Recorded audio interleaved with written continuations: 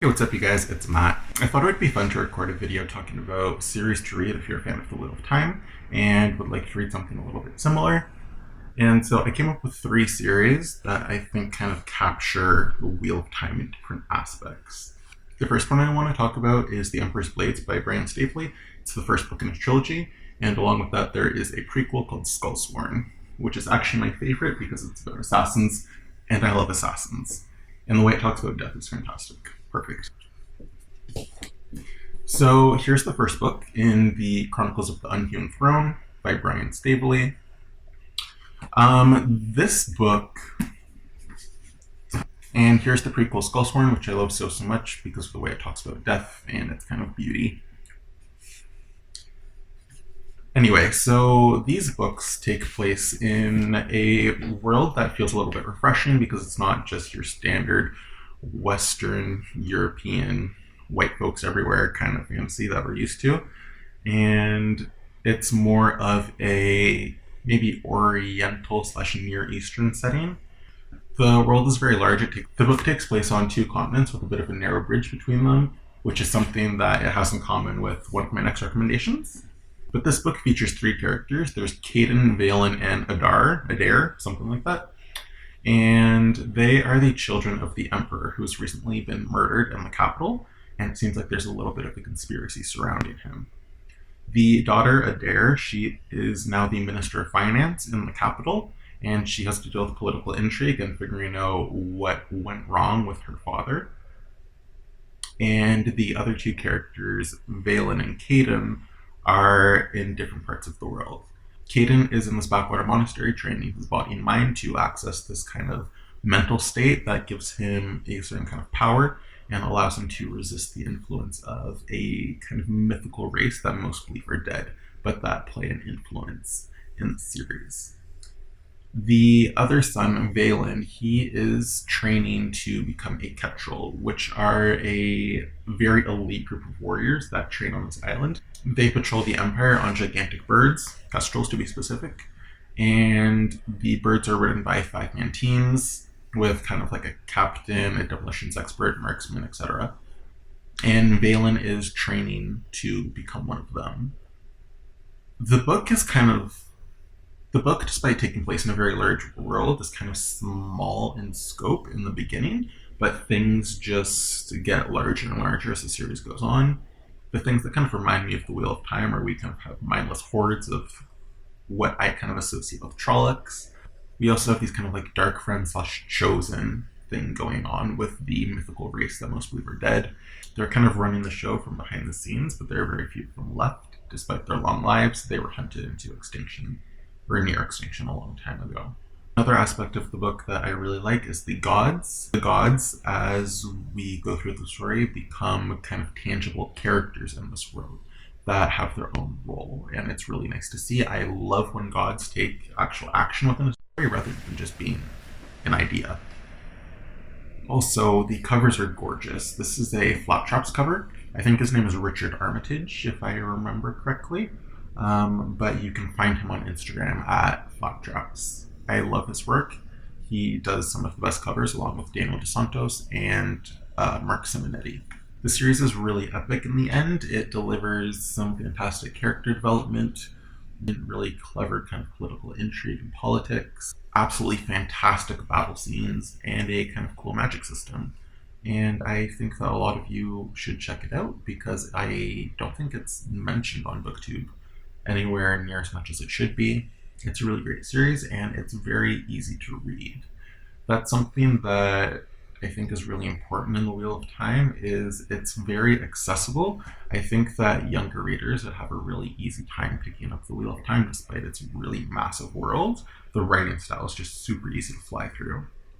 And the three series that I chose definitely have that in common with the Wheel of Time. The next series I want to talk about is the Quartet by David Hare.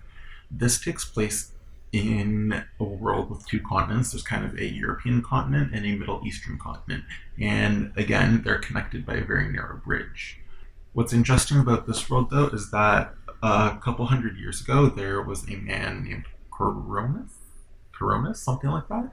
he kind of led this cult that grew and grew, and he developed a potion that all of his followers drank, and a whole bunch of them died, but the ones that survived turned into mages.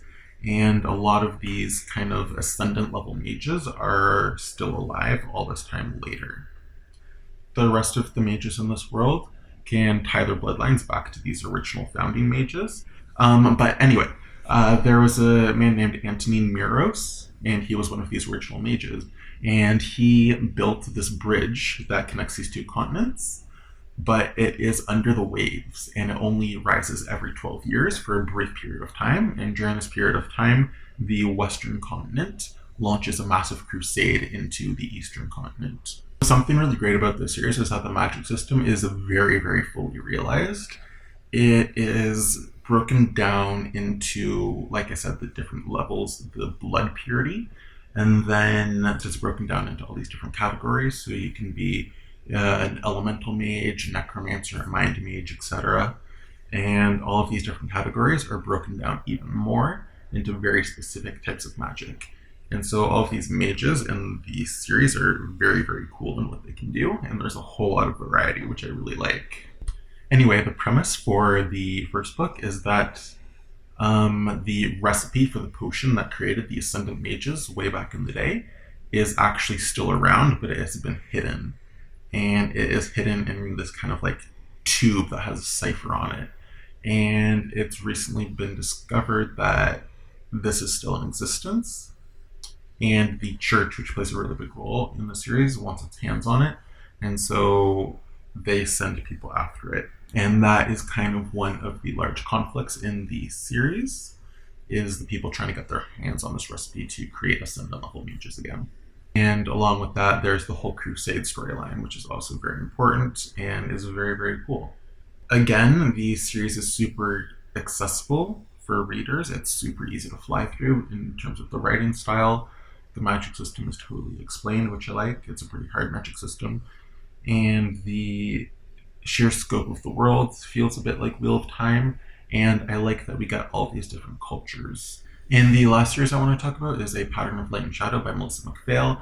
This is a series that I think has 6 books in total planned, and the 5th one just came out recently. This again takes place in a very large world, and what I like about this series is that things just expand more and more and more throughout the books. At first, it takes place in a couple countries that expands to the entire world. Then we get multiple worlds, and from there we expand into the realms of shadow. So this series is the one that feels the most like the Wheel of Time to me, but it's also still very refreshing. The reason it feels like the Wheel of Time is there's something called the pattern, obviously Wheel of Time reference, and the pattern is made up of these 5 different strands of a ley, and a ley is the magic in this world. There's creative energy, kinetic energy, kind of thought energy, elemental energy, and time and form. And so different people have access to different powers, or you can just be a complete mundane with no magic at all. But there are healers and seers from the first strand. The second strand are node finders who have access to portals that allow them to travel all across the world. Then there are the people who have access to time and form, and so there are aviaths, who are humans who can turn into very large birds.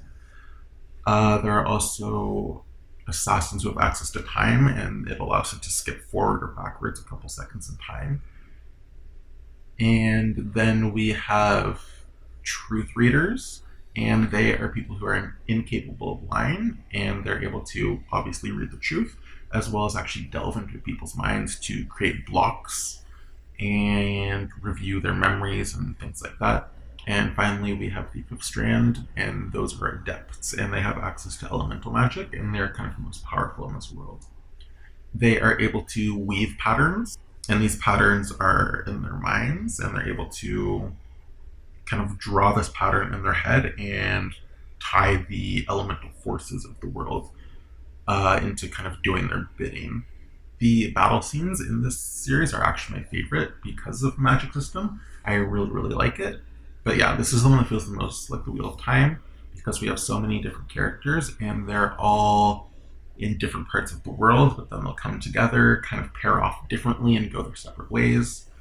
And there's kind of this very large game being waged behind the scenes, as there's this mythic figure named Bjorn van Gelderen, and he was the Vestal back in the day, and there was this massive betrayal that has gone down in history as being his fault, but really there's a lot more to the story. And Bjorn is kind of behind the scenes with this huge game plan with all of these different kind of high level people around the world doing his bidding to fight the forces that are trying to tear apart the realms of light.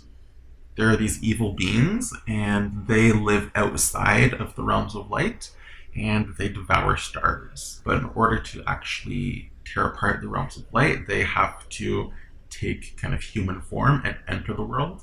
And entering the world makes them subject to its rules. And so they have to kind of play this game against Bjorn van Gelderen in order to achieve their goal of kind of tearing apart the realms of light for their own purposes. The series is really fantastic. It expands so much, like I said, from a couple of countries to the whole world to multiple worlds to the realms of shadow, and things just keep getting crazier and crazier.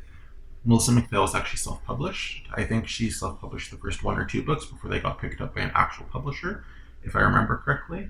And it's no surprise that they did, because they are fantastic books. Anyway, that's all I wanted to say. Hopefully you try some of these reads and let me know what you think. I'd also appreciate it if you liked the video, commented, and maybe shared it on Reddit or with some of your fantasy-loving friends. I'd just like to grow the channel so that it can reach a lot more people and force Vita Nostra and the Malazan series down their throats. That's my entire goal. Just read those books. Anyway, hope you have a good one. Bye.